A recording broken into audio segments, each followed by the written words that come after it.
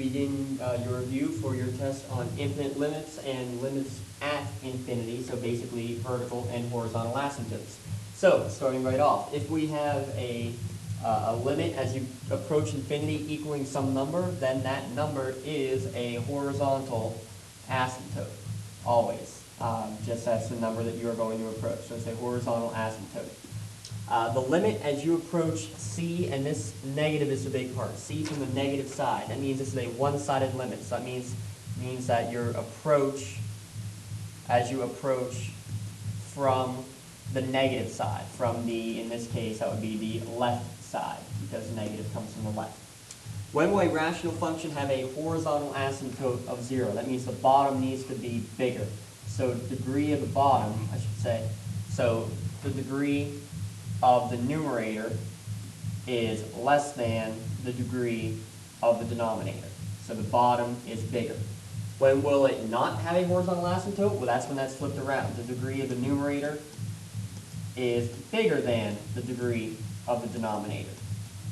For number 5, how do you find horizontal asymptotes when they are the same degree top and bottom? You take the ratio of the leading coefficients. Only the coefficients out in front are the ones that matter. So take the ratio of the lead coefficients. And these last two, 1 divided by 0, when you divide by a smaller number, you get a bigger number, infinity. When you divide more and more times, you're going to approach 0. So those are our 1 over 0, 1 over infinity. All right, now let's actually compute some limits. Remember, the first step is always just to try to plug in. So if I plug in 2, I'm going to have 4 minus 4, which is 0. So my answer there is just simply 0. This one here, same idea. If I plug in immediately, I'm going to get negative 4 over 0. So my answer is going to be either positive or negative infinity. Whenever I have this, though, I need to check, well, I need 0 from the negative. So when I plug in up top, I get a negative number. If I want something just slightly less than 0, that means this is really going to be a negative number. So I really have like a negative over a negative, meaning my answer is positive infinity. For this one here, I'm going to have, plugging in, I get 0 minus, and we said 1 over 0 is infinity. So 0 minus infinity is, excuse me, just negative infinity. And number 11. And number 11, I'm going to plug in, this kind of helps so if I want to factor this actually first, it might make things a little easier. So I'll just factor it immediately and say I get x plus 2, x plus 4 up top. I get on the bottom, x minus 5, x plus 2. So that means we can tell that these two cancel out. I'm left with x plus 4 over x minus 5. If I plug in now this 5, I would have 9 over 0. Something over 0 means my answer is going to be either positive or negative infinity. The question is, which one is it? When I plug in 5 from the positive side here, which is what they're asking, I'm going to again get an answer of a positive number up top, but on the bottom, something a little more than 5 means like 5.1, that will be a positive number. So positive over positive means this is positive infinity for the answer. All right, number 12. Same idea. Let's try to factor immediately, see if that'll help us out. So when I factor this, well, it's the same as number 11 when we factor it, I should say. It would help if I'm paying attention. X plus 4, x plus 2. Then on the bottom, x minus 5, and x plus 2 again. So again, these guys cancel out. But now I'm plugging in when x was negative 2. So if I had plugged in from the beginning, I had 0 over 0. That's why I needed to factor. Now I can try plugging in again. I don't need to worry about plus or minus now. I just need to plug in that number, negative 2. So when I plug that in up top, I should get a positive 2, and I get a negative 7 on the bottom. So negative 2 over 7 is my limit. In number 13, again, let's just factor and make this easy. X minus 7 times x plus 6 over this would be x squared times x plus 6. You can see my x plus 6's will cancel out.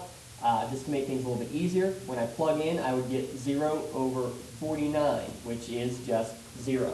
You could have plugged that in right from the beginning and gotten the same thing, 0 over 49. You didn't need to worry about trying to factor that. Okay, and this last one, same idea. I'm just going to factor to make things look a little easier. X plus 5 up top.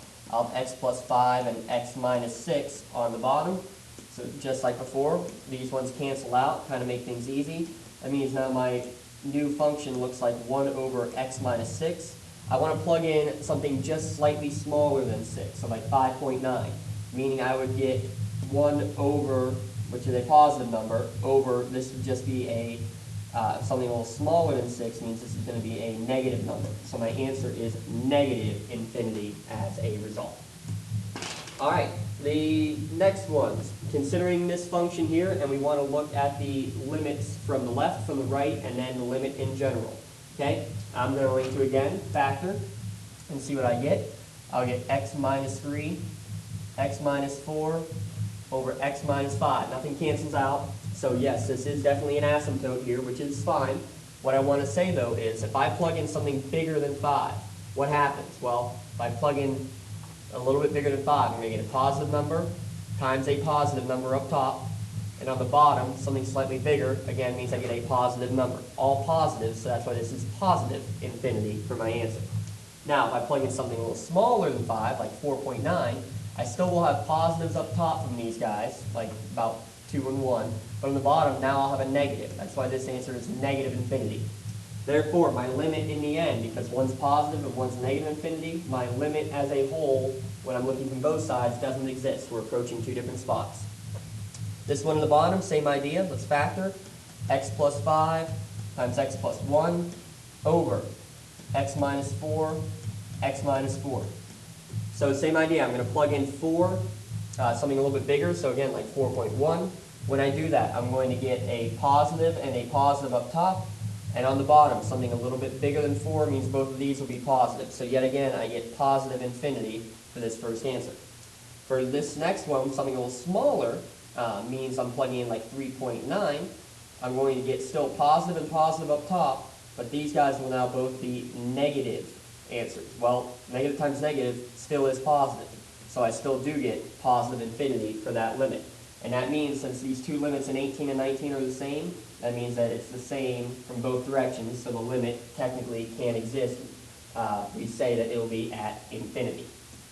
All right, the last set, evaluating these final limits.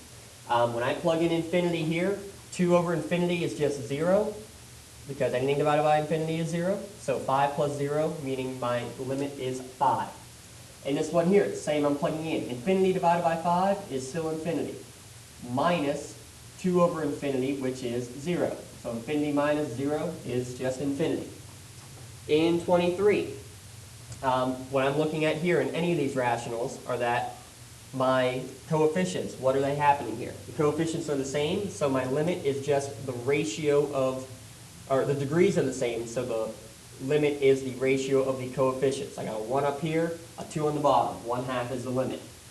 In this one here, the bottom is bigger. The bottom is growing more quickly. That means I keep dividing by a bigger number, so that means my answer is 0 as a result. In number 15, sine of 1 over infinity. If I just plug this in, that's the same as saying sine then of 0. Well, what is sine of 0? It is 0. So that's what your horizontal asymptote, your limit, is. In 26, breaking this up, the first part is still just 14 when I do a limit there. If I plug this in looking at these ratios, it's bigger on the bottom than the top, kind of like in 24. Therefore, that part is just 0, so it ends up being 14 for my limit sum. In 27, what I'm going to do here is same thing. Looking at my coefficients, I have a bigger degree up top than on the bottom, so that means my answer is just infinity as a result. And I should check, because I'm going towards infinity, that means I would have a positive up top and a positive on the bottom when I'm plugging those in. In this one, because it's the exact same one, only now with negative infinity, I know it's still going to be either positive or negative infinity. What, for my limit, question is which one is it? If I plug in negative infinity up top, negative squared still becomes positive.